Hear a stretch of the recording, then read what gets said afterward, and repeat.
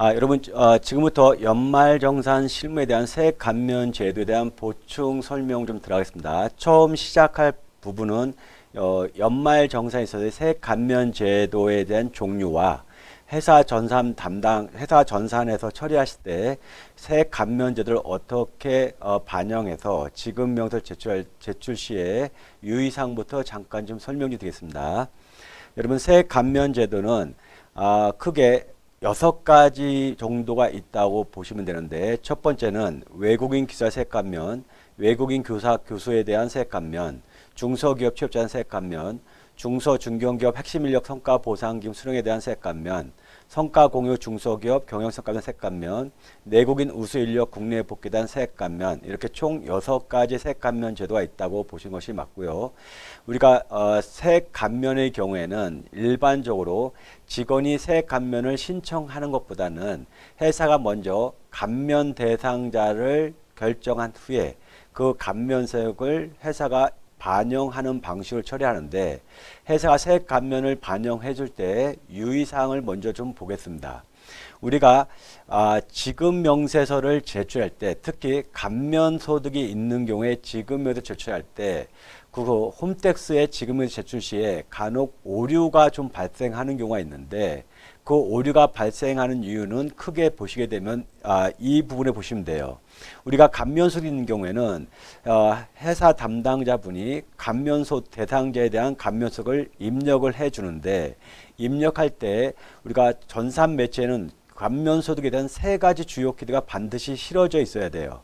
그 내용을 보시게 되면, 첫 번째 감면 코드와 감면 기간, 감면 금액에 대해서 전산 매체 즉 근로소 원천 영수증에 이 3가지 내용이 반영돼야 3월 10일에 제출된 지급명세에 오류가 발생하지 않습니다. 그래서 먼저 감면 코드란 것은 좀 전에 우리가 살펴봤듯이 6가지의 감면 대상이 있는데, 그 감면별로 감면 세액이 다르기 때문에, 감면 비율이 다르기 때문에 감면 코드를 반드시 설정을 해줘야 되는데, 감면 코드 설정은 다시 보게 되면은 요 감면 소득별로 각 그 감면 코드가 설정되어 있습니다. 그 코드별로 감면 비율이 되기 때문에 우리가 감면 코드를 반드시 설정해 줘야 되고요.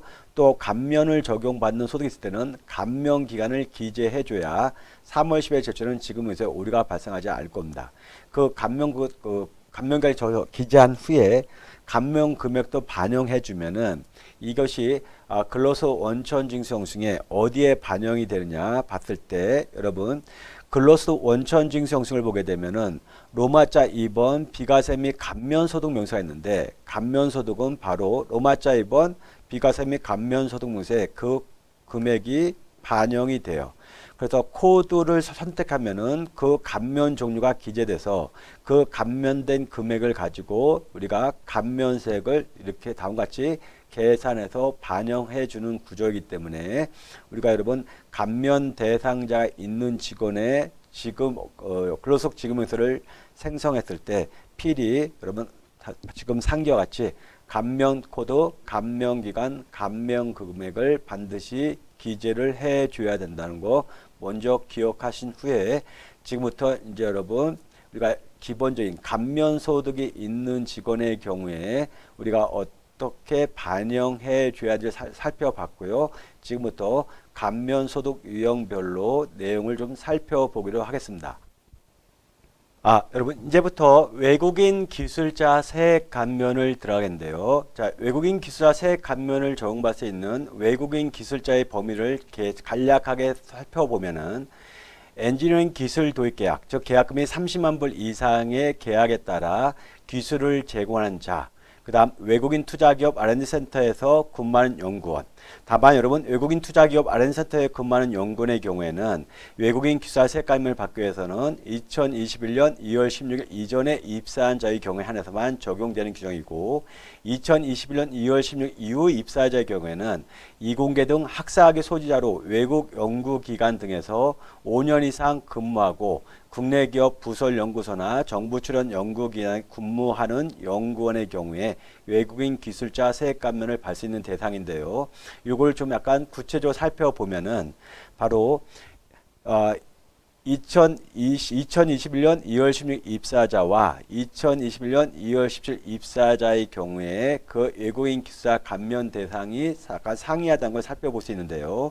다시 한번 이걸 살펴보면은 2011년 2월 입사자의 경우에는 외국인 투자 기업의 연구 개발 시설에 근무하는 연구원에 한해서만 외국인 기술자 세액 감면을 받을 수 있었지만 2021년 2월 17일 이후부터는 바로 그 대상을 폭넓게 적용 대상을 폭넓게 넓게 해줌으로써 바로 이공계 등 학사학위 이상 소지라서 외국의 연구기관 등에 5년 이상 근무한 사람이 기업 부설 연구소나 정부 출연 연구기관 등의 연구원으로 근무하는 경우에도 외국인 기술자 세액 감면을 적용해 주는 방식으로 법이 바뀌어서 그 대상자 폭넓게 확대됐다고 좀 이해하시면 될 것 같고요. 자, 바로 이와 같이 외국인 기술자 감면 대상자에 해당하는 경우에는 최초 근로를 제공한 날로부터 5년이 되는 날에 속하는까지 그 근로소득에 대한 소세 50%를 감면해 주는데, 만약에 소재, 부품, 장비 관련 외국인 기술자의 경우에는 그 감면 비율을 50%가 아닌 최초 근로제공일부터 3년까지는 70%를 감면해 준다는 것이 외국인 기술자 세액 감면에 대한 제도이다. 이렇게 좀 이해하시면 될 것 같고요. 자, 이제 여러분 우리가 외국인 기술자 세액 감면의 기본 내용을 살펴봤는데, 자, 외국인 기술자 세액 감면을 적용 대상자를 판단할 때 여러분 우선 외국인 투자기업 R&D 센터에 근무하는 연구원과 학위 소재로서 외국 연구기관 등에 5년 이상 근무한 사람이 국내 기업 부설 연구소의 연구원으로 근무하는 경우에 이 사유에 해당하는 경우에는 외국인 기술자의 대상 여부를 판단함에 어려움이 없을 거예요. 간혹 질문 들은 것이 바로 엔지니어링 기술 도입에 따라 기술을 제공한 자의 경우에 질문이 들어오는데, 이걸 잠깐 유권 해석을 가지고 엔지니어링 기술 도입에 따라 기술을 제공한 자가 누군지 잠깐 살펴보겠습니다. 여러분 2017년 11월 3일에 법령 해석가의 그 유권 해석을 잠깐 살펴보면은, 자, 엔지니어링 기술 도입에 따른 기술을 제공한 자의 범위를 살펴보게 되면은 유권 해석은 이렇게 돼 있어요. 자, 엔지니어링 산업진흥법 2조 5에 따른 엔지니어링 기술 도입 계약, 즉 계약 금액이 30만 달러 이상인 도입 계약의 경우에 국내에서 기술을 제공하는 외국인 기술자에게 적용되는 것이며, 자, 이 말은 우리가 엔지니어링 기술 도입 계약을 했지만 그 외국인 기술자가 해외에서 기술을 제공한 경우는 적용 대상이 아니고 국내에 들어와서 국내에 있는 우리 회사의 기술을 제공하는 외국인 기술자에게 적용되며, 두 번째는 엔지니어링 기술이란 것은 어디까지 살펴봐야 되는 것이냐 했을 때 엔지니어링이라는 범위를 보게 되면은 바로 엔지니어링 진흥법 시행령의 2조 및 3조를 보게 되면은 별표의 그 엔지니어링 범위가 나와 있어요. 그 엔지니어링 활동에 관련된 그 범위에 해당되는 기술을 제공했을 때 바로 외국인 기술자에 대한 소득세 감면을 적용받을 수 있다. 이렇게 좀 이해하시면 될 것 같고요. 자, 이제 여러분 두 번째 챕터인 조세 조약에 대한 세액 감면을 들어가겠는데, 조세 조약에 대한 세액 감면은 우리나라가 각 나라마다 조세 조약을 맺은 내용이 있는데, 거기에 보시게 되면은 외국인 교수, 교사에 대한 그 근로 제공 관련돼서 조세 조약에 누가 가세할 것인다는 규정이 있는데, 바로 그 내용을 우리가 일반적으로 조세 조약에 따른 교직자 면제 조항이다 이렇게 표현하고 있는데요. 자, 외국인 교수, 교사에 대한 조세 조약에 따른 교사 면세 조항을 보게 되면 일반적으로 우리나라의 대학 또는 인가된 교육기관에서 강의 연구 목적으로 2, 3년 이내의 기간에 근로계약을 맺고 초청된 경우에 한해서 조세 비과세 면제 규정을 두는 내용이 조세 조약에 따른 세액 감면인데, 여러분 우리가 외국인 교사 교육에 대한 조세 조약 세액 감면을 적용할 때 우리가 유의할 점은 바로 국가별로 조세 조약에 맺어 있는 그 면세 요건이 상이하다면 유의하셔야 돼요. 그래서 외국인 교사와 교수에 대한 세액 감면을 받는 것은 대부분 학교, 즉 특히 대학교의 경우에 근무하는 외국인 교수 등에 적용되는 사항인데 학교에서 근무하는 외국인 교수에 대한 조세 조약상 세액 감면을 적용할 때 학교의 담당자 분들은 반드시 조세 조약을 반드시 확인해 주셔야 돼요. 왜냐하면은 여러분 그 이유를 잠깐 좀 설명드릴게요. 자, 보시게 되면은 자, 한프 조세 조약과 한미 조세 조약을 잠깐 비교해 볼게요. 자, 우리 학교에 근무하는 교수님이 국적자가 프랑스 국적이라면은 한프 조세 조약을 봐야 되는데 그 한프 조세액의 21조를 보게 되면은 빨간 글씨를 보게 되면 이렇게 돼 있죠. 2년을 초과하지 아니하는 기간 동안에 일반국의 조세로부터 면제한다. 자, 이 말은 이거죠.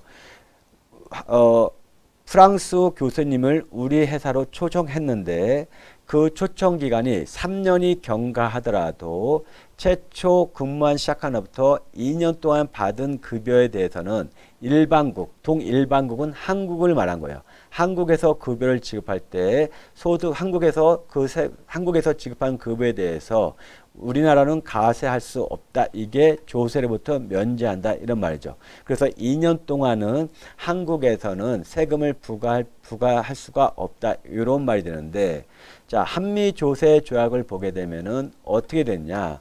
2년을 초과하지 아니할 예정의 기간 동안 타방채학국으로 초청되면 즉 타방채학국이란 것은 한국이라 보시면 되는데 자 미국 국적의 교수님을 우리 대학교에 초빙했을 때 그 초청 기간이 2년을 초과하게 되면은 그 교수님에 대해서는 면제를 해주지 않겠다 이런 말이 돼요. 즉 2년간만 초청해야 된다. 즉 근로계약이 2년 이내로 되어 있어야 된다. 이런 말이 되죠. 그러면 이 내용을 보게 되면은 한프 조세 조약과 한미 조세 조약을 비교하게 되면은 서로 면제되는 규정이 좀 다른 거죠. 그래서 반드시 각 나라와 맺은 조세 조약을 반드시 확인해 보셔야 된다. 이렇게 보시고요. 만약에 각 나라의 조세 조약의 면제 요건을 충족한 경우에는 우리나라가 세금을 부과할 필요가 없는데 자 외국인 교수님에 대해서 조세 조약의 면제 요건을 충족했을 때는 학교에서는 그 면제 신청 시 면제 신청서와 관련된 자료를 제출해 주셔야 되는데 자 어떤 자료를 제출해 주셔야 되냐면은 소득세를 내용을 보게 되면 소득세를 감면받고자 하는 자는 근로소득에 대해서 조세 조약에 따른 소득세 비과세 면제 신청서에 해당 국가의 거점을 증명할 수 있는 거주자 증명서와 우리 학교와 맺은 고용계약서 사본을 첨부하여 자 저 회사 학교는 그거를 납세지 관할 세무서장에 제출해 줘야 면제를 받을 수 있다. 이렇게 좀 이해하시면 될 것 같고요. 따라서 여러분 이 내용은 뭘 내용이냐면은 우리 학교에 근무하는 교수님에 대해서 면제를 받고 싶다면은 자 학교는 관할 세무서에 근로소득에 대한 조세 조약에 따른 소득세 비과세 및 면제 신청서와 자 외국 우리 교수님의 국적인 국가의 거주자임을 증명할 수 있는 거주자 증명서와 학교의 고용계약서를 같이 제출해줘야 면제가 가능하다 이렇게 보시고요. 면제 신청을 하지 않으면은 조세조약에 대한 세액 감면을 받을 수 없다는 거 참고 좀 해주시면 될 것 같습니다. 자, 여러분 이제 우리가 감면 대상자가 연말정산시에 세액 감면을 받을 수 있는 것이 실무적으로는 총 6가지가 있는데 이 각각의 대상자가 있을 때 우리가 감면세액을 계산해서 근로소 원천징수성에 반영을 해줘야 되는데 여러분 근로소 원천징수 즉 근로소 지급의 서식을 보게 되면은 세액 감면을 안 보게 되면은 조세특례제한법 30조 조세특례제한법 제30조 이렇게 되어 있는데요. 여러분 근로소 원천전생의 조세특례제한법 제30조는 중소기업 취업자 소세 감면세액을 거기다 기재하는 것이고 그에 감면란은 조세특례제한법 30조 제란에 다 일괄 반영된다는 거 그 참고 좀 해주시면 될 것 같습니다. 자, 이제 다음부터는 각각 감면 제도에 대한 세부 사항을 좀 들어가겠습니다.